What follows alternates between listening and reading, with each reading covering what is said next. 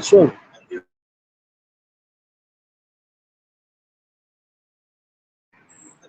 رياض رجع ما يكفي كاك ما يكفي رياض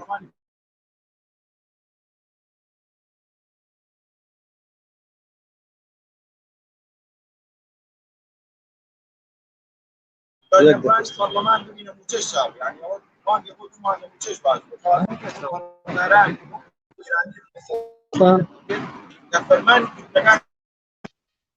دادگاه بۆ دەردەکرێت جێبەجێ نەکرێت خۆی لە خۆیدا ئەگەر ئەم فەرمانانە جێبەجێ نەکرێت واتە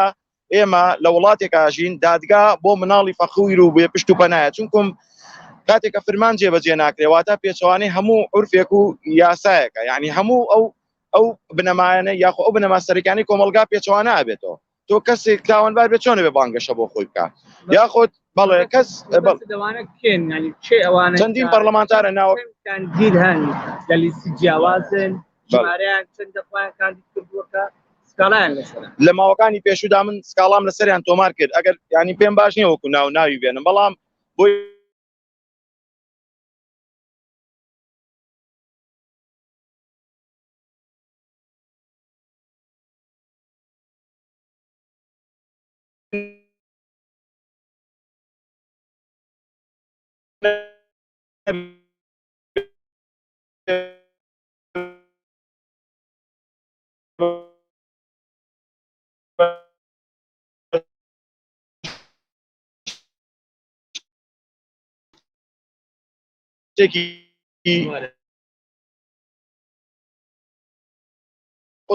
سی خوڕیکردن بۆ لایەنێکی سەرەکی بابەتێک ترێ مەسەلا حیزب کێ کاندیدەکە یان بەڵێ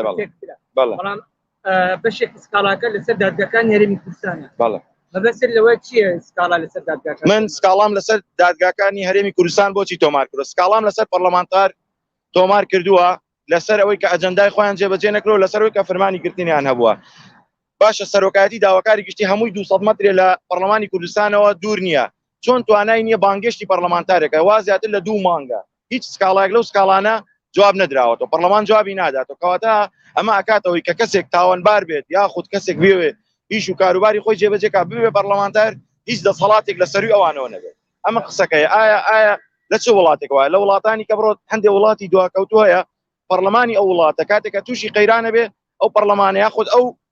شوێنەی خۆی پێشکەشی بە مەشروعێکی ئەو وڵاتە ئەکا بۆی هاونیشتیمانیانی برسی نەبن بەڵام لە ئێرە بە دەنگی هاوڵاتانی برسی پەرلەمانتارەکان دەرەچن و ئەبن بە خاوەنی شوقە و ژیان و امتیازاتی خۆیان دواتر ئەو خەڵکە دەنگدەرێژ لە بیرەکەن بۆیە من سکاڵام لێیان کردەوە ئێمە حزب من وەکو باسم کرد حەز ناکەم ناوی هیچ حزبێک بێنم لەبەرەوە لە وەزارەتی داد سکاڵاکە وەرنەگیرا لەبەرەوە تەحویلی سەر ئەنجومەنی دادوەریان کرد ئێوە ئەتوانن خۆتان لە ئەنجومەنی دادوەری ناوەکان بپرسندا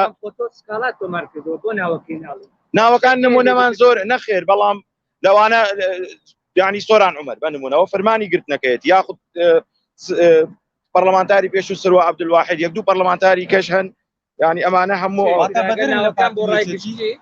من وەکو حزب نازانم سەر بە چ لایەنێکن بەڵام ئەوە فەرمانی گرتنەکانە ئایا ئەکرێت جێبەجێ نەکرێت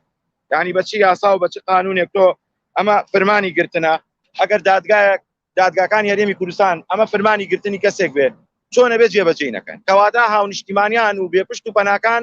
دادگاکان لە ماوەیەکی زۆر کووردا ئەتوانن فەرمانی گرتنەکان جێبەجێکەن بەس بۆ ئەوە پەرلەمانتارێکە فەرمانی گرتنیە بەڵام لە عێراق بێتەوە بە ئەندام دیاریکراوی لەسەر چەند پەرلەمانتار سکاڵات تۆمار کردووە من بەعام وەکو ئاماژەم پێکرد دووسێ پەرلەمانتاری تێدایە ناو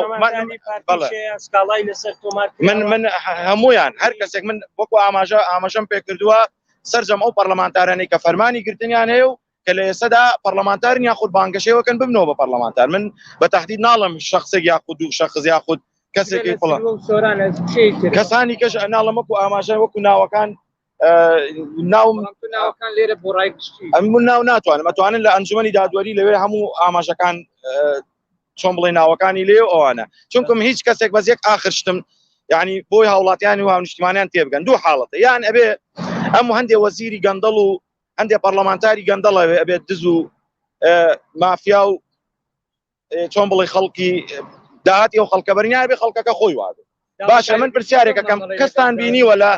کەستان بینیوە لە هەموو کوردستانە بە دۆڵ و زڕناوە دزی و جەردەی و یاخود چەتە گەری بکە یعنی دادگا زۆر داوای هەندێک شتێ ئەکات کە چۆن بڵێ ناتوانێت ئەو شتانە ئیسپات بکرێت بۆیە ئێستاکە لە ئەنجومەنی دادوەری من بەبێ جیاوازی داوام کردو ئەو پەرلەمانتارانی فەرمانی گرتنیانێ بۆ ئەوی هاونیشتمانیانیش هەست بەو چینایەتیە نەکەن و ئەو بەرپرسیارەتی مێژوویە و ئەو نەعەدالەتیە نەبینن کە لە نێوان پەرلەمانتاریان و هاونیشتیمانێکی سادەدا بەدی دەکرێت دوو مانگە جواب نەدراوە